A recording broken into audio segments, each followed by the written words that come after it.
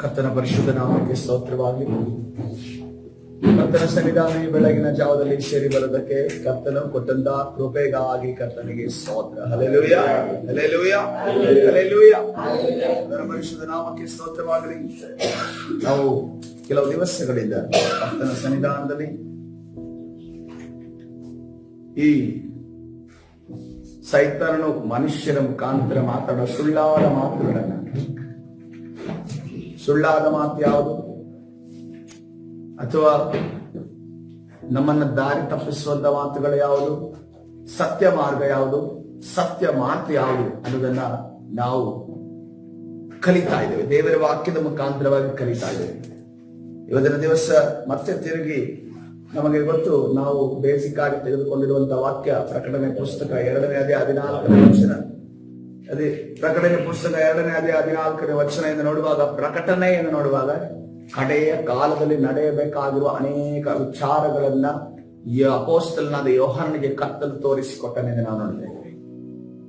ಆ ವಿಚಾರವಾಗಿ ನಾವು ಗಮನಿಸುವಾಗ ಈ ಕಡೆಯ ಕಾಲದಲ್ಲಿ ಪ್ರಬಲವಾಗಿ ಸೈತಾನನು ಅನೇಕ ಸುಳ್ಳಾದ ವ್ಯಕ್ತಿಗಳು, ಸುಳ್ಳಾದ ವಿಶ್ವಾಸಿಗಳಾಗಿರಬಹುದು, ಸುಳ್ಳಾದ ಸಭೆ ಹಿರಿಯರುಗಳಾಗಿರಬಹುದು, ಸುಳ್ಳಾದ ಯವನಸ್ಥರಾಗಿರಬಹುದು, ಸುಳ್ಳಾದ ಅಂತ ಸೇವಕರಾಗಿರಬಹುದು, ಸುಳ್ಳಾದ ಅಪೊಸ್ತಲರು, ಪ್ರವಾದಿಗಳು, ಸುಳ್ಳಾದ ಸುವಾರ್ತಿಕರು, ಉಪದೇಶಿಗಳು, ಸುಳ್ಳಾದಂತ ಜನರಂತ ಪ್ರವಾದಿಗಳನ್ನ ಎಲ್ಲರನ್ನೂ ಕೂಡ ಸೈತಾನನು ನಮ್ಮ ಮಧ್ಯದಲ್ಲಿ ಎಬ್ಬಿಸಿದ.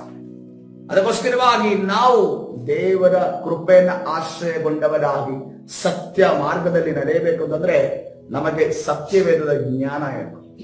ಒಬ್ಬ ವ್ಯಕ್ತಿ ನಿಂತು ವಾಕ್ಯವನ್ನ ಹೇಳ್ತಾ ಇದ್ದಾನೆ ಅಂತಂದಾಗ ಈ ವಾಕ್ಯ ಸತ್ಯವೇದ ಎಲ್ಲಿದೆ, ಯಾವ ರೀತಿಯಲ್ಲಿದೆ, ಏನಕ್ಕೋಸ್ಕರ ಅದರಲ್ಲಿ ಹೇಳಲ್ಪಟ್ಟಿದೆ ಅನ್ನೋದನ್ನ ನಾವು ತಿಳಿದಿದ್ದರೆ ಯಾರು ಕೂಡ ನಮಗೆ ಮೋಸ ಮಾಡಲು ಸಾಧ್ಯವಿಲ್ಲ. ಯಾಕಂತಂದ್ರೆ ಸತ್ಯವೇದ ವಾಕ್ಯ ಇದೆಯಲ್ಲ, ಅದು ಜೀವವನ್ನ ಉಂಟು ಮಾಡ್ತದೆ. ಹಲ್ಲೆಲೂಯಾ. ಅದು ಎಷ್ಟು ಜೀವವನ್ನ ಉಂಟು ಮಾಡ್ತದೋ ಅದೇ ರೀತಿಯಲ್ಲಿ ನಮ್ಮನ್ನ ತಪ್ಪಾಗಿ ಯಾರಾದ್ರೂ ಬೋಧಿಸೋದು ನಮ್ಮನ್ನ ಡಿಪ್ರೆಷನ್ಗೆ ತೆಗೆದುಕೊಂಡು ಹೋಗ್ತದೆ. ಅದು ನಮ್ಮನ್ನ ಯಾವ ರೀತಿಯಲ್ಲಿ ನಮ್ಮನ್ನ ಇಕ್ಕಟ್ಟಿಗೆ ಸಿಲುಕಿಸ್ತದೆ ಮತ್ತು ನಾವು ಬೇರೆ ದಾರಿಯಲ್ಲಿ ನಡೆಯುವಂತೆ ಮಾಡ್ತದೆ. ಆ ರೀತಿಯಲ್ಲಿ ದಾರಿಯಲ್ಲಿ ನಡೆಯುವಂತೆ ಮಾಡಿ ನಮ್ಮನ್ನ ನಾಶನ ಪಾತ್ರರನ್ನಾಗಿ ಮಾಡೋದೇ ಸೈತಾನನ ವಾಕ್ಯವನ್ನ ತಿರುಚಿ ಜನರ ಮುಖಾಂತರವಾಗಿ ಬೋಧಿಸುವಂತ ಆತನ ತಂತ್ರ ಆಗಿದೆ. ಆ ತಂತ್ರವನ್ನು ಅರಿತವರಾಗಿ ನಾವೇನ್ ಮಾಡಬೇಕು, ಅದನ್ನ ನಾವು ತಿಳಿದುಕೊಂಡವರಾಗಿರ್ಬೇಕು. ನಾವೆಂದಿಗೂ ಕೂಡ ಸೋತು ಹೋಗುವವರಲ್ಲ, ನಾವು ಸತ್ಯ ವಾಕ್ಯವನ್ನ ತಿಳಿದವರಾಗಿರ್ಬೇಕು. ಹಲ್ಲೆಲೂಯಾ. ಕರ್ತನ ಪರಿಶುದ್ಧ ನಾಮಕ್ಕೆ ಸ್ತೋತ್ರವಾಗಲಿ. ಅದಕ್ಕೋಸ್ಕರವಾಗಿ ನಾವು ನಿದರ್ಶನವಾಗಿ ತೆಗೆದುಕೊಂಡು ಸತ್ಯವೇದದಲ್ಲಿ ತೆಗೆದುಕೊಂಡಂತ ದೇವರ ವಾಕ್ಯ ಆದಿಕಾಂಡ 27ನೇ ಅಧ್ಯಾಯ 21ನೇ ವಚನ ಈ ರೀತಿಯಲ್ಲಿ ಬರೆಯಲ್ಪಟ್ಟಿದೆ. ಅಲ್ಲಿ ಯಾಕೋಬನು ಮತ್ತು ಈಸಾಕನ ಮಧ್ಯದಲ್ಲಿ, ತಂದೆ ಮತ್ತು ಮಗನ ಮಧ್ಯದಲ್ಲಿ ನಡೆದ ಕಾನ್ವರ್ಸೇಷನ್ ಅನ್ನು ನೋಡಿದೆ. ಯಾವ ರೀತಿಯಲ್ಲಿ ಆ ಒಂದು ತನ್ನ ಅಣ್ಣನಿಗೆ ಸಿಗಬೇಕಾದ ಆಶೀರ್ವಾದವನ್ನ ತನ್ನದಾಗಿಸಿಕೊಳ್ಳೋದಕ್ಕೋಸ್ಕರವಾಗಿ, ಇನ್ನು ಬೇರೆ ರೀತಿಯಲ್ಲಿ ಹೇಳಿದ್ರೆ ಅದನ್ನ ಕದಿಯೋದಕ್ಕೋಸ್ಕರವಾಗಿ ಅಥವಾ ಮೋಸದಿಂದ ಪಡೆಯುವ ತಂತ್ರವನ್ನ ರೂಪಿಸ್ತಾ ಇದ್ದಾನೆ. ಆ ತಂತ್ರ ಹೇಳ್ತಾ ಇದ್ದಾನೆ. ಏನೋ ಅರ್ಥ ಆಗುತ್ತೆ ಅಂತಂದ್ರೆ, ಹತ್ರ ಬಂದು ಮಾತನಾಡುತ್ತಿರೋವನು ಯಾಕೋಬ, ಆದ್ರೆ ಸ್ವರ ಯಾವ ರೀತಿ ಇದೆ, ಯಾಕೋಬನ ರೀತಿ ಇದೆ. ಆದ್ರೆ ಮೈಯಲ್ಲಿರೋ ಬಟ್ಟೆ ಯಾವ ರೀತಿ ಇದೆ, ಏಸಾವನ ರೀತಿ ಇದೆ. ಈಸಾಕನು ಅವನಿಗೆ, ಕಂದ ನನ್ನ ಬಳಿಗೆ ಬಾ, ನೀನು ನನ್ನ ಮಗನಾದ ಏಸಾವನು ಅಲ್ಲವೋ, ನಿನ್ನನ್ನು ಮುಟ್ಟಿ ತಿಳುಕೊಳ್ಳಬೇಕು ಎಂದು ಹೇಳಿದನು. ಹಲ್ಲೆಲೂಯಾ. ಕರ್ತನ ಪರಿಶುದ್ಧ ನಾಮಕ್ಕೆ ಸ್ತೋತ್ರವಾಗಲಿ. ನಮಗೆ ಗೊತ್ತಿಲ್ಲ ಈ ಯಾಕೋಬನ ಕ್ಯಾರೆಕ್ಟರ್ ತಂದೆಗೆ ಗೊತ್ತಿದೆಯೋ ಇಲ್ಲೋ ಗೊತ್ತಿಲ್ಲ. ಆದ್ರೆ ಇವನ ಮಾತು ಕೇಳುವಾಗ ಒಂದು ಗೊತ್ತಾಗುತ್ತೆ ಏನಂತಂದ್ರೆ, ಇವನಿಗೊಂದು ಬುದ್ಧಿ ಇರಬಹುದು. ಯಾಕೋಬನಿಗೊಂದು ಬುದ್ಧಿ ಇತ್ತು. ತನ್ನ ತಂದೆ ಅದನ್ನ ರೆಕಗ್ನೈಸ್ ಮಾಡಿದ್ದ. ಏನಂತ ರೆಕಗ್ನೈಸ್ ಮಾಡಿದ್ದ? ಇವನು ಮೋಸ ಮಾಡೋ ಚಾನ್ಸಸ್ ಇದೆ, ಇವನು ಮೋಸ ಮಾಡುವಂತ ಚಾನ್ಸಸ್ ಇದೆ, ಇವನು ನನಗೆ ತಪ್ಪಾದ ದಾರಿಯನ್ನು ಹಿಡಿಸುವಂತ ಚಾನ್ಸಸ್ ಇದೆ, ಇವನು ರಾಂಗ್ ಇನ್ಸ್ಟ್ರಕ್ಷನ್ ಕೊಡುವಂತ ಚಾನ್ಸಸ್ ಇದೆ, ತಪ್ಪಾದ ಸಲಹೆಯನ್ನು ಕೊಡುವಂತ ಚಾನ್ಸಸ್ ಇದೆ. ಅದಕ್ಕೋಸ್ಕರ ಏನ್ ಮಾಡ್ತಾರೆ, ತನ್ನ ಮಗನನ್ನ ಟೆಸ್ಟ್ ಮಾಡುವಂತ ಅವಶ್ಯಕತೆ ಇರಲಿಲ್ಲ. ಯಾಕಂತಂದ್ರೆ ಯಾರೇ ಆದ್ರೂ ಕೂಡ ತನ್ನ ಮಕ್ಕಳು ಯಾರ್ಯಾರು ಅಂತ ಅನ್ಕೊಂಡು ಕಂಡುಹಿಡಿಯೋದಕ್ಕೆ ಸಾಧ್ಯ. ಆದ್ರೆ ಇಲ್ಲೇನ್ ಮಾಡ್ತಿದ್ದಾನೆ, ಕಣ್ಣನ್ನ ಕಳೆದುಕೊಂಡ, ದೃಷ್ಟಿಯನ್ನ ಕಳೆದುಕೊಂಡ ಈ ಇಸಾಕನ ಏನ್ ಮಾಡ್ತಾ ಇದ್ದಾನೆ, ಟೆಸ್ಟ್ ಮಾಡ್ತಾ ಇದ್ದಾನೆ. ತನ್ನ ಮಗ ಯಾರು, ಇವನು ಏಸಾವನೋ ಯಾಕೋಬನ. ಅದಕ್ಕೆ ಯಾಕೋಬನು ತನ್ನ ತಂದೆಯ ಹತ್ತಿರಕ್ಕೆ ಬಂದಾಗ ಈಸಾಕನು ಅವನನ್ನು ಮುಟ್ಟಿ ನೋಡಿ, ಸ್ವರವೇನೋ ಯಾಕೋಬನ ಸ್ವರ, ಕೈ ಏಸಾವನ ಕೈ ಅಂದುಕೊಂಡನು. ಹಲ್ಲೆಲೂಯಾ, ಕರ್ತನ ಪರಿಶುದ್ಧ ನಾಮಕ್ಕೆ ಸ್ತೋತ್ರ. ಬಾಯಲ್ಲಿ ಬರ್ತಿರುವಂತಹ ಸ್ವರ ಯಾರ ರೀತಿತ್ತು? ಯಾಕೋಬನ ರೀತಿಯಲ್ಲಿತ್ತು. ಆದ್ರೆ ಕೈ ಏನಿತ್ತು? ಏಸಾವನ ರೀತಿಯಲ್ಲಿ. ಅವನ ಕೈಯಲ್ಲಿ ಏನಿತ್ತದೆ? ರೋಮಗಳಿದ್ದವು. ಅದೇ ರೀತಿಯಲ್ಲಿ ಕುರಿಯ ಉಣ್ಣೆಯನ್ನು ಧರಿಸಿಕೊಂಡು ಯಾರು ಬಂದಿದ್ದಾನೆ? ಈ ಯಾಕೋಬನು ಮುಖವಾಡ ಧರಿಸಿಕೊಂಡು ಬಂದಿದ್ದಾನೆ. ನಮ್ಮ ಮುಂದೆ ಕೂಡ ಈ ಸುಳ್ಳು ಪ್ರವಾದಿಗಳಾಗಿರ್ಲಿ, ಸುಳ್ಳು ಬೋಧಕರ, ಈಗ ಇನ್ನೊಂದು ಹೆಸರನ್ನು ಸುಳ್ಳು ಆರಾಧನೆ ನಾಯಕರಾಗಿರ್ಲಿ, ಇವರು ಯಾವ ರೀತಿ ಬರ್ತಾರೆ? ಸುಳ್ಳಾದ ಮುಖವಾಡವನ್ನು ಧರಿಸಿಕೊಂಡು ನಮ್ಮ ಮುಂದೆ ಬರ್ತಾರೆ. ಇವರು ಹಲ್ಲೆಲೂಯಾ ಅಂತಾನೆ ಹೇಳ್ತಾರೆ, ಸ್ತೋತ್ರ ಅಂತಾನೆ ಹೇಳ್ತಾರೆ. ಅದೇ ರೀತಿಯಲ್ಲಿ ದೇವರ ವಾಕ್ಯವನ್ನ ಬೋಧಿಸ್ತಾರೆ. ಆದ್ರೆ ಆ ದೇವರ ವಾಕ್ಯವನ್ನ ತಿರುಚಿ ಜನರನ್ನ ಬೇರೆ ದಿಕ್ಕಿಗೆ ಕರೆದುಕೊಂಡು ಹೋಗುವವರಾಗಿರುತ್ತಾರೆ. ನಾವು ಇದನ್ನ ಕಲಿತುಕೊಳ್ಳೋದಕ್ಕೋಸ್ಕರವಾಗಿ ಡೈರೆಕ್ಟ್ ಆಗಿರುವಂತಹ ನಿದರ್ಶನವನ್ನ ನಾವು ಕಲಿಯಬೇಕು ಅಂತಂದ್ರೆ ನಾವು ಹೇಗೆ ಕಂಡುಹಿಡಿಯುವುದು, ಹೇಗೆ ನಾವು ಇದರಿಂದ ತಪ್ಪಿಸಿಕೊಳ್ಳೋದು, ಹೇಗೆ ನಾವು ಹೊರಗಡೆ ಬರೋದು? ಮೊದಲನೇ ಅರಸುಗಳ ಪುಸ್ತಕ 13ನೇ ಅಧ್ಯಾಯಕ್ಕೆ ಹೋಗೋಣ. ಮೊದಲನೇ ಅರಸುಗಳ ಪುಸ್ತಕ 13ನೇ ಅಧ್ಯಾಯ. ಅಲ್ಲಿ ಒಂದು ಸಂದರ್ಭ ಇದೆ. ಅಲ್ಲಿ ಮೊದಲಾಗಿ ಹೇಳಲ್ಪಟ್ಟಿದ್ದು ಒಬ್ಬ ಯಹೂದ ಪ್ರವಾದಿಯ ಬಗ್ಗೆ ಹೇಳಲ್ಪಟ್ಟಿತ್ತು. ಆ ಯಹೂದ ಪ್ರವಾದಿಗೆ ಒಂದು ನಿಯೋಗ ಇತ್ತು. ಏನ್ ಯೋಜನೆ ದೇವರು ಕೊಟ್ಟಿದ್ರು? ನೀನು ಬೇತೇಲ್ನಲ್ಲಿರುವಂತಹ ಒಂದು ಯಜ್ಞವೇದಿಯ ವಿರುದ್ಧವಾಗಿ ಮಾತಾಡಬೇಕು. ಆ ಬೇತೇಲ್ನಲ್ಲಿ ಯಾರ ಒಂದು ಆ ಸಮಯದಲ್ಲಿ ಆಳುತ್ತಿದ್ದುದು ನೋಡುವಾಗ ಇಸ್ರೇಲ್ ದೇಶದಲ್ಲಿ ಯೆರೊಬ್ಬಾಮನೆಂದು ನೋಡ್ತಾ ಇದ್ದಾರೆ. ಯೆರೊಬ್ಬಾಮನು ದೇವರ ವಿರುದ್ಧವಾದ ಕಾರ್ಯಗಳನ್ನ ಅಲ್ಲಿ ಮಾಡ್ತಾ ಇದ್ದ ಮತ್ತು ಯಜ್ಞವನ್ನ ಧೂಪವನ್ನ ಅರ್ಪಿಸಬೇಕಾಗಿರೋದು ಯಾಜಕನಾಗಿದ್ದ. ಆದ್ರೆ ರಾಜ ಇಲ್ಲಿ ಅರ್ಪಿಸ್ತಾ ಇದ್ದಾನೆ.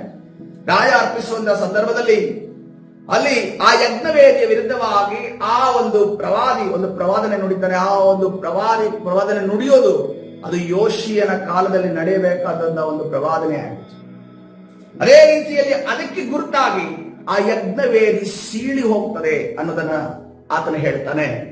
ಅದೇ ರೀತಿಯಲ್ಲಿ ಇದನ್ನ ತಡೆಯುವುದಕ್ಕೆ ಬಂದ ಯೆರೊಬ್ಬಾಮನ ಕೈ ಒಣಗಿ ಹೋಗುವುದನ್ನ ಮತ್ತೆ ಆತನ ಪ್ರವಾದಿ ನೋಡ್ತಾನೆ. ಇಷ್ಟು ಕಾರ್ಯ ಅಲ್ಲಿ ನಡೆಯಿತು. ಇಷ್ಟು ಕಾರ್ಯ ನಡೆದಾಗ ಗುಣಪಡಿಸಿಕೊಂಡಂತ ಯೆರೊಬ್ಬಾಮನ ಏನ್ ಮಾಡ್ತಾನೆ? ನನ್ನ ಮನೆಗೆ ನೀನೇನ್ ಬರ್ಬೇಕು? 13ನೇ ಅಧ್ಯಾಯ 7ನೇ ವಚನ. ಏನ್ ನಡೀತು, ಏನ್ ಅದರದ್ದು ಹಿನ್ನೆಲೆ ಏನು ಅಂತ ಅಂದ್ಕೊಂಡು ಎಲ್ರಿಗೂ ಅರ್ಥ ಆಯ್ತಾ? ಯಹೂದ ಪ್ರವಾದಿ ಎಲ್ಲಿಗೆ ಬರ್ತಾ ಇದ್ದಾನೆ? ಬೇತೇಲಿಗೆ ಬರ್ತಾ ಇದ್ದಾನೆ. ಏನಕ್ಕೆ ಬರ್ತಾ ಇದ್ದಾನೆ? ಒಂದು ಯೋಜನೆಯನ್ನು ಇಟ್ಟುಕೊಂಡು ಬರ್ತಾನೆ. ದೇವರ ಮಾತನ್ನ ಇಟ್ಟುಕೊಂಡು ಬರ್ತಾ ಇದ್ದಾನೆ.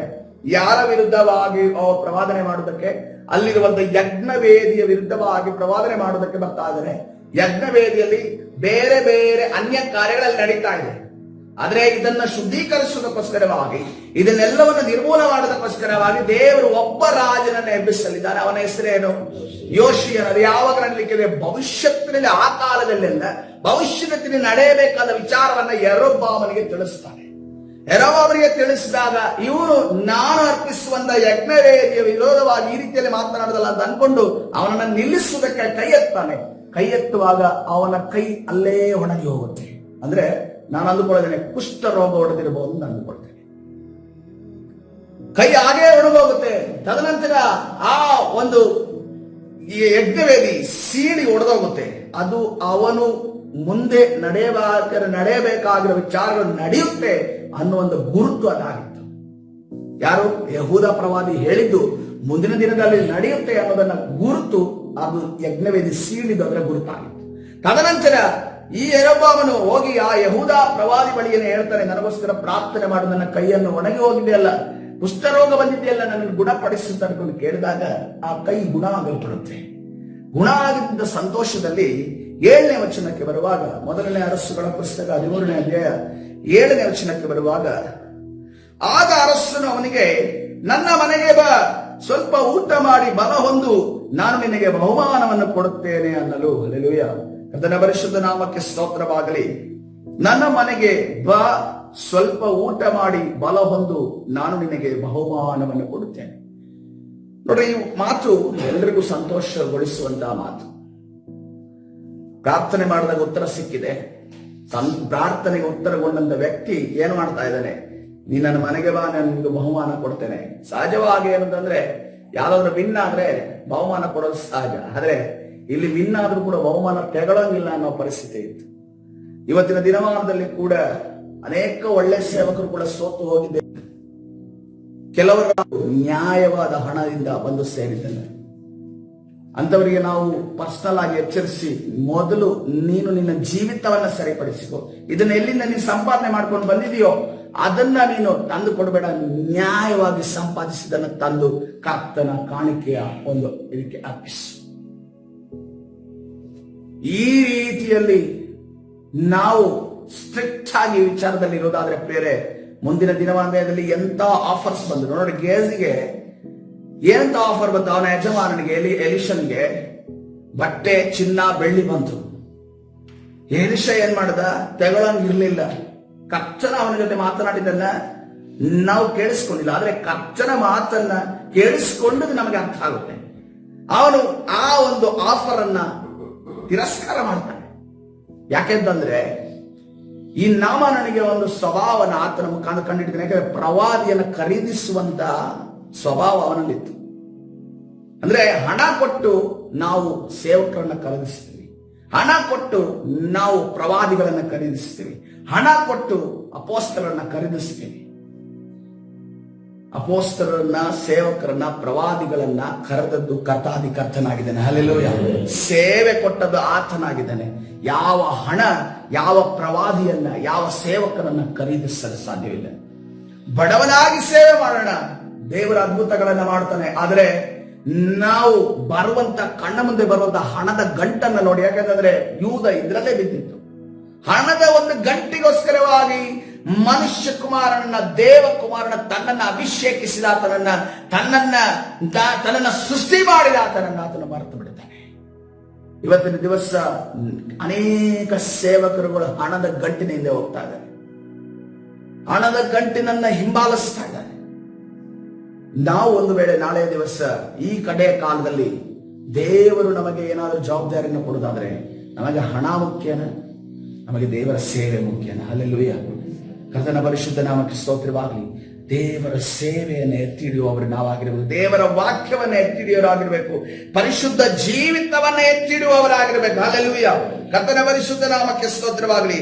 ದೇವರ ಮನುಷ್ಯನು ಅರಸನಿಗೆ, ನೀನು ನನಗೆ ನಿನ್ನ ಆಸ್ತಿಯಲ್ಲಿ ಅರ್ಧವನ್ನು ಕೊಟ್ಟರು ನಾನು ನಿನ್ನ ಸಂಗಡ ಬರೋದಿಲ್ಲ, ಇಲ್ಲಿ ಅನ್ನಪಾನಗಳನ್ನು ತೆಗೆದುಕೊಳ್ಳುವುದಿಲ್ಲ ಅಂತ ಅನ್ಕೊಂಡು ಹೇಳ್ತಾನೆ. ಇಲ್ಲಿ ದೇವರ ಮನುಷ್ಯನ ಮಾತನ್ನು ನಾವು ಗಮನಿಸಬೇಕು. ಅವನ ಅರ್ಧ ಆಸ್ತಿಯ ವಿಚಾರವಾಗಿ ಮಾತಾಡೇ ಇಲ್ಲ. ಇಲ್ಲಿ ಈ ದೇವರ ಮನುಷ್ಯನು ಇದೇ ಮಾತನ್ನ ಇನ್ನೊಬ್ಬ ಹೇಳಿದ್ದ ಸತ್ಯವೇದದಲ್ಲಿ. ನನ್ನ ಮನೆಯನ್ನ ನೀನು ಎಲ್ಲಾ ಚಿನ್ನದಿಂದ ತುಂಬಿದರೂ ಕೂಡ ನಾನು ನಿನ್ನ ಮಾತನ್ನ ಕೇಳೋದಿಲ್ಲ, ನಾನು ಇಸ್ರೇಲನ್ನ ಶಪಿಸೋದಿಲ್ಲ ಅನ್ನೋದನ್ನ ಮಾತನ್ನ ಹೇಳ್ತಾನೆ ಬೀಳ. ಅದೇ ಸಾಮ್ಯ ಇರುವಂತ ಮಾತನ್ನು ನಾವು ಗಮನಿಸ್ತೇವೆ. ಈ ಮಾತಿನ ನಿಮಿತ್ತವಾಗಿ ಮುಂದೆ ಆ ಒಂದು ನೀತಿವಂತನಾದ ಒಳ್ಳೆಯ ಪ್ರವಾದಿಗೆ ಗತಿಸುವಂತ ಗತಿಯನ್ನು ನಾವು ಮುಂದೆ ನೋಡೋಣ. ಇಲ್ಲಿ ಅನ್ನಪಾನಗಳನ್ನು ತೆಗೆದುಕೊಳ್ಳಬಾರದೆಂದು ಹಿಂದಿರುಗಿ ಹೋಗುವಾಗ ಬೇರೆ ದಾರಿಯಿಂದ ಹೋಗಬೇಕೆಂದು ನನಗೆ ಯೆಹೋವನ ಅಪ್ಪಣೆ ಆಗಿದೆ ಎಂದು ಹೇಳಿ ಇಲ್ಲಿ ಆತನು ತಪ್ಪಿ ಹೋಗಿಲ್ಲ. ಆ ಯೆಹೂದ ಪ್ರವಾದಿ ತಪ್ಪಿ ಹೋಗಿಲ್ಲ. ತಾನು ವಿಧೇಯನಾಗಿದ್ದಾನೆ. ದೇವರ ಮಾತನ್ನು ಯಾರಿಗೆ ತಿಳಿಸ್ತಾ ಇದ್ದಾನೆ? ಯೆರೊಬ್ಬಾಮನಿಗೆ ತಿಳಿಸ್ತಾ ಇದ್ದಾನೆ. ನಾನು ಯಾವುದೇ ಕಾರಣಕ್ಕೆ ಇಲ್ಲಿ ಅನ್ನಪಾನ ಅಂದ್ರೆ ನಾನು ಉಪವಾಸವನ್ನ ಮಾಡಿ ನಾನು ಫಾಸ್ಟಿಂಗ್ ಅನ್ನು ಮಾಡ್ಕೊಂಡು ಬರ್ತೀನಿ. ಫಾಸ್ಟಿಂಗ್ ಅನ್ನು ಮಾಡಿ ಬಂದವ ಫಾಸ್ಟಿಂಗ್ ಅನ್ನೇ ಮಾಡಿಕೊಂಡು ನಾನು ರಿಟರ್ನ್ ಮನೆಗೆ ಹೋಗಬೇಕಾಗಿದೆ. ಇಲ್ಲಿ ಯಾವುದೇ ಅನ್ನಪಾನಗಳನ್ನು ನಾನು ತೆಗೆದುಕೊಂಡಿಲ್ಲ. ದೇವರು ನನಗೆ ನಿರ್ಬಂಧವನ್ನು ಇಟ್ಟಿದ್ದಾನೆ. ದೇವರು ನನಗೆ ಈ ಒಂದು ಆಜ್ಞೆಗೆ ವಿಧೇಯನಾಗಿ ನಡೆಯುವುದಕ್ಕೆ ನನಗೆ ನಿರ್ಬಂಧವನ್ನು ಇಟ್ಟಿದ್ದಾನೆ ಅಂತ ಹೇಳುವಾಗ 10ನೇ ವಚನದಲ್ಲಿ ಬಂದ ದಾರಿಯನ್ನು ಬಿಟ್ಟು ಇನ್ನೊಂದು ದಾರಿಯನ್ನು ಹಿಡಿದು ಹೊಟ್ಟನು. ಬೇತೇಲಿನಲ್ಲಿ ಒಬ್ಬ ಮುದುಕನಾದ ಪ್ರವಾದಿಯು ವಾಸವಾಗಿದ್ದಾನೆ. ಯೆಹೂದ ಪ್ರವಾದಿ ಬೇರೆ, ಇವನು ಯಾರು? ಈಗ ಬೇತೇಲಿನಲ್ಲಿರುವಂತಹ ಪ್ರವಾದಿ. ಆತನ ಮುದುಕ ಪ್ರವಾದಿ ಅಂದ್ರೆ ಸೀನಿಯರ್ ಪ್ರಾಫೆಟ್, ಸೀನಿಯರ್ ಆಗಿರುವಂತ ಸೇವಕ, ಸೀನಿಯರ್ ಪಾಸ್ಟರ್ ಅಥವಾ ಸೀನಿಯರ್ ಬಿಲೀವರ್ ಅನ್ನೋದನ್ನ ನೋಡ್ರಿ. ಆಗ ಅವನು ತನ್ನ ಅವನು ಕತ್ತೆಯ ಮೇಲೆ ಕೂತುಕೊಂಡು ದೇವರ ಮನುಷ್ಯನ ಹಿಂದೆ ಹೋಗಿ ಎಲಾ ವೃಕ್ಷದ ಕೆಳಗೆ ಕೂತಿರುವ ಅವನನ್ನು ಕಂಡು, ಯೆಹೂದದಿಂದ ಬಂದ ದೇವರ ಮನುಷ್ಯನು ನೀನೋ ಎಂದು ಕೇಳಿದನು. ಅವನು ಹೌದೆಂದನು. ಆಗ ಆ ಮುದುಕನು ಅವನಿಗೆ, ನೀನು ನನ್ನ ಮನೆಗೆ ಬಂದು ಊಟ ಮಾಡು ಎಂದು ಹೇಳಿದನು. ಅದಕ್ಕೆ ಅವನು, ನಾನು ನಿನ್ನ ಸಂಗಡ ಬರಕೂಡದು, ಈ ಸ್ಥಳದಲ್ಲಿ ಅನ್ನಪಾನಗಳನ್ನು ತೆಗೆದುಕೊಳ್ಳಕೂಡದು, ಇಲ್ಲಿ ಅನ್ನಪಾನಗಳನ್ನು ತೆಗೆದುಕೊಳ್ಳಬಾರದೆಂದು ಬಂದ ದಾರಿಯನ್ನು ಬಿಟ್ಟು ಬೇರೆ ದಾರಿಯಿಂದ ಹಿಂದಿರುಗಿ ಹೋಗಬೇಕೆಂದು ನನಗೆ ಯೆಹೋವನ ಅಪ್ಪಣೆಯಾಗಿದೆ ಎಂದು ಉತ್ತರ ಕೊಟ್ಟನು. ಹಲ್ಲೆಲೂಯ. ನಾನು ಫಾಸ್ಟಿಂಗ್ ಮಾಡಬೇಕು ಅಂತ ಅನ್ಕೊಂಡು ಯಾರು ಹೇಳಿದ್ದಾರೆ? ದೇವರು ಹೇಳಿದ್ದಾರೆ. ಈ ಚಿಕ್ಕ ಪ್ರವಾದಿ ಯಾರ ಜೊತೆ ಹೇಳ್ತಾ ಇದ್ದಾನೆ? ಯವನಸ್ಥ ಪ್ರವಾದಿ, ವೃದ್ಧನಾದ ಪ್ರವಾದಿ ಬಗ್ಗೆ ಹೇಳ್ತಾ ಇದ್ದಾನೆ. ಏನಿರ್ಬೋದು ವೃದ್ಧನಾದ ಪ್ರವಾದಿ? ಈ ದೇವರ ನಿರ್ಬಂಧ ಇದೆ, ದೇವರು ನನ್ನ ಜೊತೆ ಮಾತನಾಡಿದ್ದಾನೆ ಅಂತ ಹೇಳಿದ್ರು ಕೂಡ ಬಾ ಊಟ ಮಾಡೋದು ಅಂತ ಇದ್ದಾನಲ್ಲ. ಮುಂದೆ ನೋಡುದಾದ್ರೆ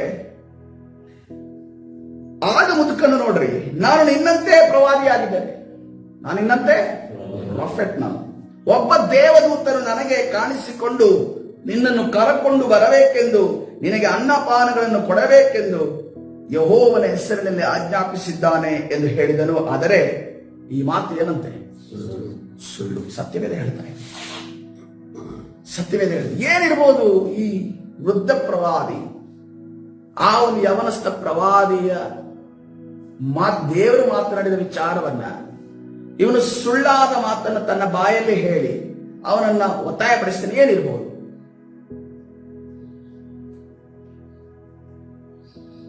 ಏನಿರ್ಬೋದು? ಏನಾಗಿರ್ಬೋದು? ಇವನ್ ಮನಸ್ಸಲ್ಲಿ ಏನು ಓಡ್ತಿರ್ಬೋದು? ಸುಳ್ಳು, ಆ ಒಂದು ಸುಳ್ಳಾಗಿ ನುಡಿದಿರುವಂತಹ ವೃದ್ಧ ಪ್ರವಾದಿಯ ಮನಸ್ಸಲ್ಲಿ ಅನ್ನಪಾನಗಳನ್ನು ತೆಗೆದುಕೊಳ್ಬಾರ್ದು ಅಂತ ಹೇಳ್ತಾ ಇದೆ. ಇವನು ಹೇಳ್ತಾ ಇದ್ದ, ನನ್ಗೊಬ್ಬ ದೇವದೂತವನ್ನು ಹೇಳ್ದ, ನೀನ್ ತಗೋಬೇಕು ಅಂತ ಅನ್ಕೊಂಡು ಹೇಳ್ತಾ ಇದೆ. ಅದು ಸುಳ್ಳು. ಅಂದ್ರೆ ಇವನು ಕುಕ್ಡ್ ಅಪ್ ಸ್ಟೋರಿ, ಅದು ತಾನೇ ಮಾರ್ಪಡಿಸಿದಂತ ಕತೆ. ಅದ್ರಲ್ಲಿ ಏನಿರ್ಬೋದು ಆ ವೃದ್ಧ ಮನುಷ್ಯನ ಮನಸ್ಸಲ್ಲಿ? ನಿಮ್ಗೇನು ಅನ್ಸುತ್ತೆ?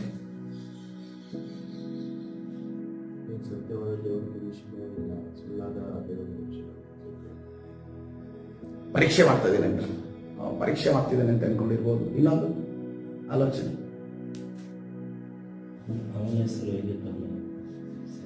ಅಂದ್ರೆ ಅದೊಂದು ಕಾರಣ. ಅವನು ಬೇತೇಲ್ನಲ್ಲಿರೋನು, ಆಲ್ರೆಡಿ ಪ್ರಸಿದ್ಧತೆ ಹೊಂದಿರುವಂತಹ ಪ್ರವಾದಿ. ಈಗ ಹೊಸ ಪ್ರವಾದಿ ಬಂದಿದ್ದಾನೆ. ಪ್ರವಾದಿ ಬಂದು ಏನ್ ಮಾಡ್ತಾ ಇದ್ದಾನೆ? ಅವನೊಂದು ಪ್ರವಾದನೆ ಹೇಳಿದ್ದಾನೆ, ಅದು ಅಲ್ಲಿ ಹಂಗೆ ನಡೆದೋಯ್ತು. ನಡೆದೋಗಿದ್ದನ್ನು ನೋಡಿ ಏನಾಯ್ತು, ಇವನಿಗೆ ನನ್ನ ವ್ಯಾಲ್ಯೂ ಕಡಿಮೆ ಆಗುತ್ತೆ, ನನ್ನ ಒಂದು ಇಂಪಾರ್ಟೆನ್ಸ್ ಕಡಿಮೆ ಆಗುತ್ತೆ, ನಾನು ಇವಾಗ ಇವನನ್ನ ಹೀಗೆ ಬಿಟ್ಟರೆ ಆಗೋದಿಲ್ಲ ಅನ್ನುವಂತ ಕೆಲಸಕ್ಕೆ ಕೈ ಹಾಕ್ತಾ ಇದ್ದೇನೆ. ಇನ್ನೊಂದು ಆಲೋಚನೆ,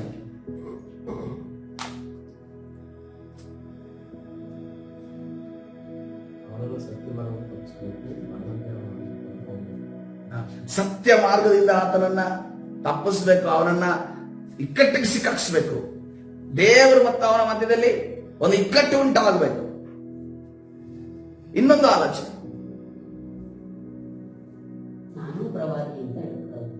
ನಾನು ಪ್ರವಾದಿ, ನೀನೊಬ್ಬನೇನ ಪ್ರವಾದಿ ಅನ್ನೋ ರೀತಿಯಲ್ಲಿದೆ. ಇನ್ನೊಂದು ನೋಡೋ ಪ್ರೊಫೆಷನಲ್ ಜಲಸಿ ಅಂತ ನೋಡ್ತಾ ಇದ್ದೀವಿ. ಹೊಟ್ಟೆ ಕಿಚ್ಚು, ನಾನೇ ಪ್ರವಾದಿ, ಆಲ್ರೆಡಿ ಈ ಒಂದು ಸಿಟಿಯಲ್ಲಿ ಇದ್ದೇನೆ, ಇವನು ಯಾರು ಅಲ್ಲಿಂದ ಬಂದು ಪ್ರವಾದನೆ ಹೇಳೋನು? ಹಂಗೆ ದೇವರು ಮಾಡಿದ್ದಾನೆ. ದೇವರ ಕಾರ್ಯವನ್ನು ನೋಡ್ತಾ ಇಲ್ಲ, ದೇವರ ಕಾರ್ಯವನ್ನು ಗಮನಿಸ್ತಾ ಇಲ್ಲ. ಆದ್ರೆ ಈ ಸುಳ್ಳಾದ ಮಾತನ್ನ ಯಾರಿಗೆ ಹೇಳ್ತಾ ಇದ್ದಾನೆ? ಈಗಷ್ಟೇ ಎದ್ದು ದೇವರ ವಾಕ್ಯವನ್ನು ತೆಗೊಂಡು ದೇವರ ಒಂದು ಅನ್ಯೋನ್ಯತೆಯನ್ನು ಹೊಂದಿ ಪ್ರವಾದನೆಯನ್ನು ಹೇಳ್ತಿರುವಂತ ವ್ಯಕ್ತಿಯನ್ನು ತಡೀತಾ ಇದ್ದಾನೆ, ತುಳಿತಾ ಇದ್ದಾನೆ ಅನ್ನುವಂಥ ಕಾರ್ಯವನ್ನು ಇವನೇನು ಮಾಡ್ತಾ ಇದ್ದಾನೆ? ಈ ವೃದ್ಧ ಪ್ರವಾದಿ ಮಾಡ್ತಾನೆ. ಇವತ್ತಿನ ದಿವಸ ನೋಡ್ರಿ, ದೇವರ ವಾಕ್ಯದಲ್ಲಿ, ದೇವರ ಸತ್ಯವೇದಲ್ಲಿ ನೋಡ್ರಿ, ಯಾವಾಗ ಈ ಹಿರಿಯರು ಮತ್ತು ಕಿರಿಯರು ಒಂದಾಗ್ತಾರೆ ನೋಡಿ, ಅವರು ಯಾವಾಗ ಒಂದು ಆಗಿ ಒಂದು ಕಾರ್ಯವನ್ನ, ದೇವರ ಕಾರ್ಯವನ್ನ ಮಾಡ್ತಾರೋ ಅದು ಸಕ್ಸಸ್ಫುಲ್ ಆಗುತ್ತೆ. ಯಾಕಂತಂದ್ರೆ ಹಿರಿಯರಿಗೆ ಅವರ ಅನುಭವ, ಕಿರಿಯರಿಗೆ ಮಾಡೋ ಹುಮ್ಮಸ್ಸು.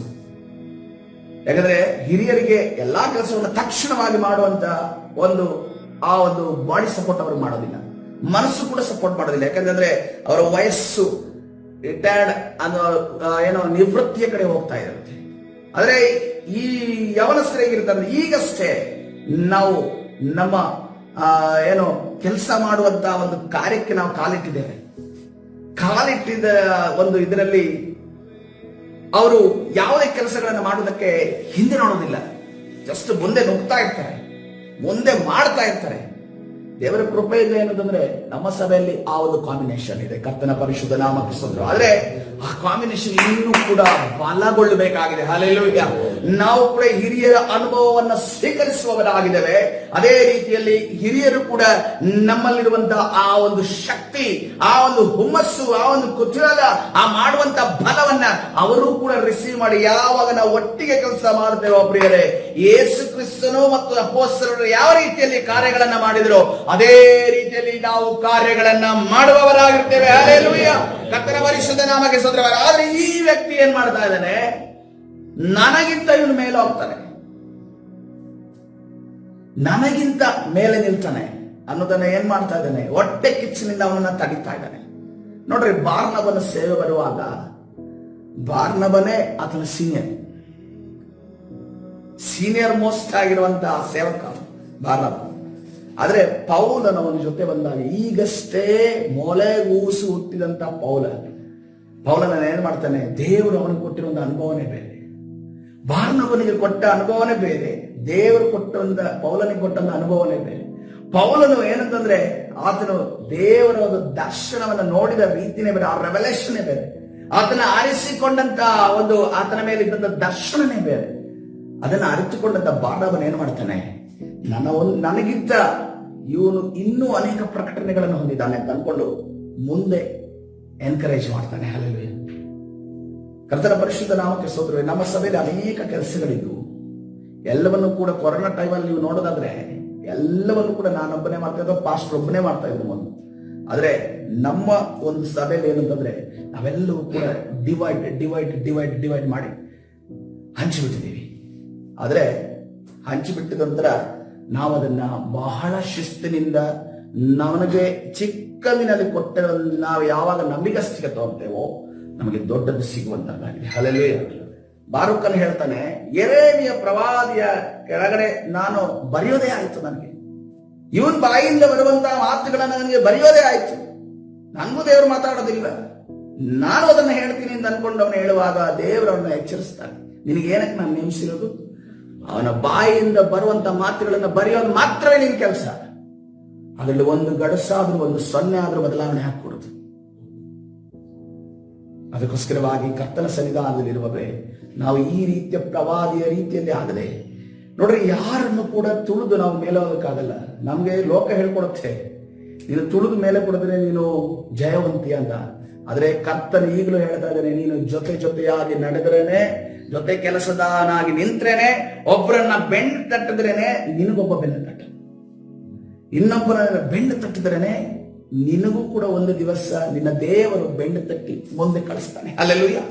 ಕರ್ತನ ಪರಿಶುದ್ಧ ನಾಮಕ್ಕೆ ಸ್ತೋತ್ರವಾಗಲಿ. ಇದೇ ಹೇಳ್ತಾರೆ ದೇವದೂತನ ನನಗೆ ಹೇಳ, ನಿನಗೆ ದೇವರು ಹೇಳೋದಲ್ಲ, ನನಗೆ ದೇವದೂತ ಯಾವ ದೇವದೂತ ಇರಬಹುದು, ಬಿದ್ದು ಹೋದ ದೇವದೂತ, ಯಾಕಂದ್ರೆ ಸುಳ್ತಾನೆ ಹೇಳಿದರು ಬಿದ್ದು ಹೋದ ದೇವದೂತನು. ಅದಕ್ಕೆ ಎಲ್ಲಾ ಪ್ರವಾದನೆಗಳು, ಎಲ್ಲಾ ದರ್ಶನಗಳು ದೇವರಿಂದಲೇ ಬರೋದಿಲ್ಲ. ಅದನ್ನ ವಿವೇಚಿಸುವಂತ ವರ ನಮಗಿರಬೇಕು. ಅದನ್ನ ನಾನು ಇದನ್ನ ಯಾವ ರೀತಿಯಲ್ಲಿ ತಗೋಬೇಕು, ಇದು ಸೈತಾನನೇ ಹೇಳಿದ್ದ, ಸುಳ್ಳಾಗಿ ಹೇಳಿದ್ದ. ನಾವು ಫಸ್ಟ್ ಅಲ್ಲಿ ಗಿದ್ಯೋನ ಏನ್ ಮಾಡ್ದ, ಕನ್ಫರ್ಮೇಶನ್ ತಗೊಂಡ. 3 times 3 ಬಾರಿ ಕನ್ಫರ್ಮೇಶನ್ ತಗೋತಾನೆ. ನಮಗೆ ಗೊಂದಲ ಆದಾಗ ನಾವೇನ್ ಮಾಡ್ಬೇಕು, ದೇವರಿಂದ ಕನ್ಫರ್ಮೇಶನ್ ತಗೋಬೇಕು. ನಿನಗೆ ದೇವರು ಯಾರು, ದೇವರು ಎಷ್ಟು ನಿನ್ನ ನಿಕಟವಾಗಿದ್ದಾನೆ ಗೊತ್ತಿದೆಯಲ್ಲ.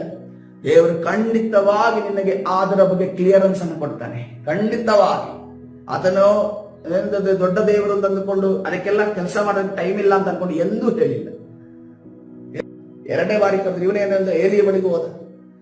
3ನೇ ಬಾರಿ ಕೂಡ ಕರ್ತನು ಕರೆದನೆ ನಾನು ನೋಡ್ತೇನೆ. ಹಲ್ಲೆಲೂಯಾ. ಯಾಕೆ, ಅವನಿಗೆ ರೆಕಗ್ನೈಸ್ ಮಾಡೋದಕ್ಕೋಸ್ಕರ, ಅರ್ಥ ಮಾಡೋದಕ್ಕೋಸ್ಕರವಾಗಿ 3ನೇ ಬಾರಿ ಕೂಡ ಕರ್ತನು ಕರೆದನು. ಹಲ್ಲೆಲೂಯಾ.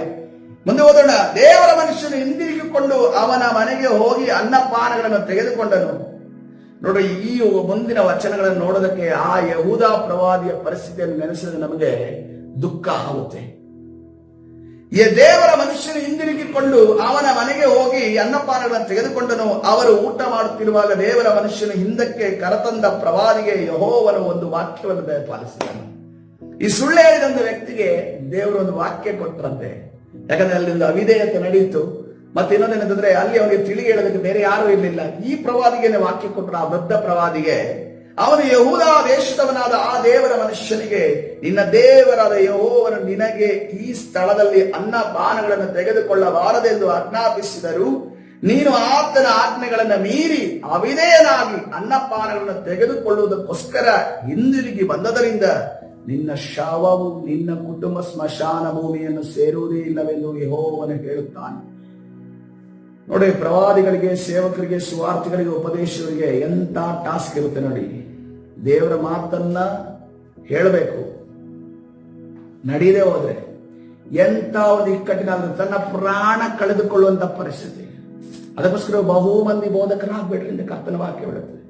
ಬೋಧಕರಾಗುವುದಕ್ಕೆ ನಮಗೆ ಮನಸ್ಸಿರುವುದಾದ್ರೆ ಅಲ್ಲಿರುವಂತಹ ಪ್ರಸಿದ್ಧತೆ, ಫೇಮು ಅಥವಾ ಪ್ರಸಿದ್ಧತೆ ಅಥವಾ ಹಣ ಅನ್ಕೊಂಡು ನೋಡಿ ನೀನು ಬರಬೇಡ.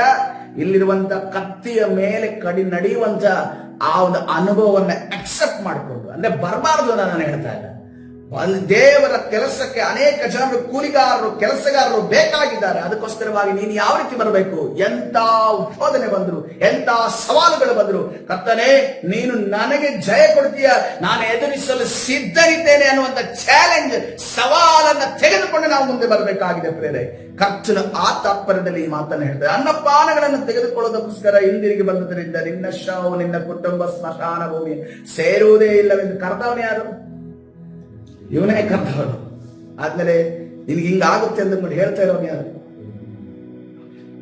ಸೈತನ್ ಸ್ಟ್ರಾಟಜಿ ಇದ್ದಾನೆ, ನಮ್ಮ ಹತ್ರ ಪಾಪ ಮಾಡಿಸೋದು, ಆಮೇಲೆ ಅದೇ ವಿಚಾರವಾಗಿ ದೂರ ಹೇಳೋದು, ಆದ್ಮೇಲೆ ನಮ್ಮ ಮೇಲೆ ಅಟ್ಯಾಕ್ ಮಾಡೋದಕ್ಕೆ ಪರ್ಮಿಷನ್ ತಗೊಂಡು ಬರೋದು.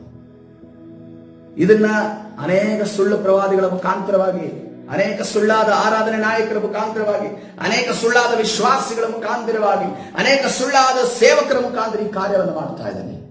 ಅನ್ನಪಾನಗಳನ್ನು ತೆಗೆದುಕೊಂಡ ನಂತರ ಅವನು ತಾನು ಕರೆತಂದ ಪ್ರವಾದಿಗೋಸ್ಕರ ಕತ್ತಿಗೆ ತಡಿಯಾಕ್ಷವೇ ಕಳಿಸ್ತಾ ಇದ್ದಾನೆ.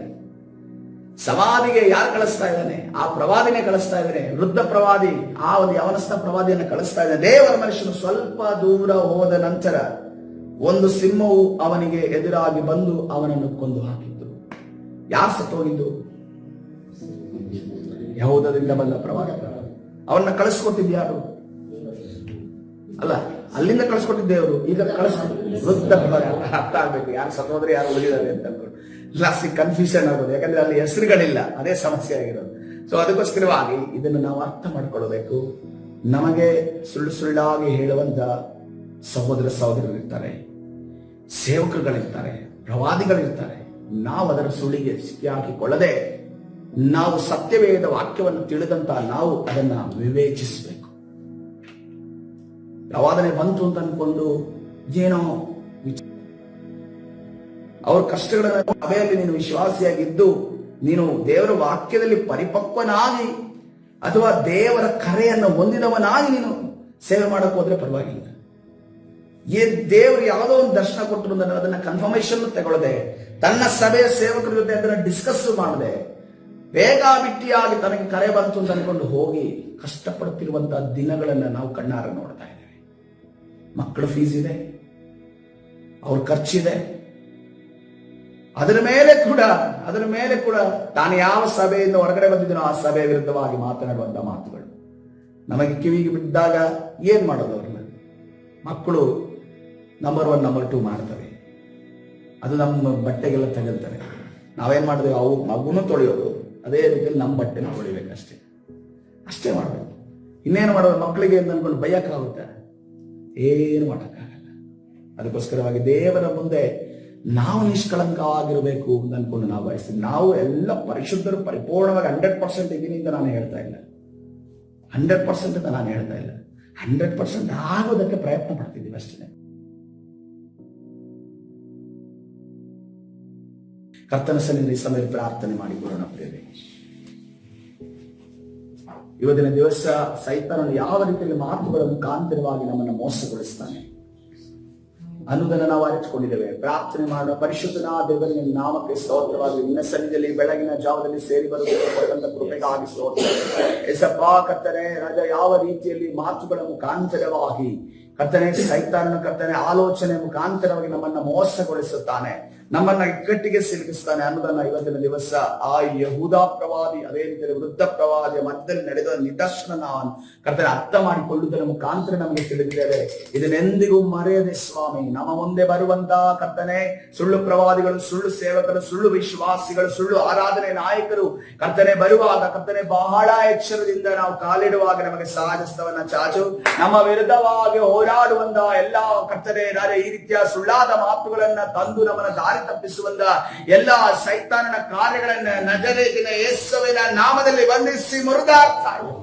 ಬಿಡುಗಡೆ ಉಂಟು ಮಾಡಿ ತಾನು ನಡೆಸಿ ಬಲಪಡಿಸಿ ಕರ್ತನಾದ ಯೇಸು ಸ್ವಾಮಿ ಸಭೆ ಪ್ರಾರ್ಥಿಸಿ ಹೊಂದಿಕೊಳ್ತೇನೆ ಜೀವವುಳ್ಳ ತಂದೆ. ಆಮೆನ್.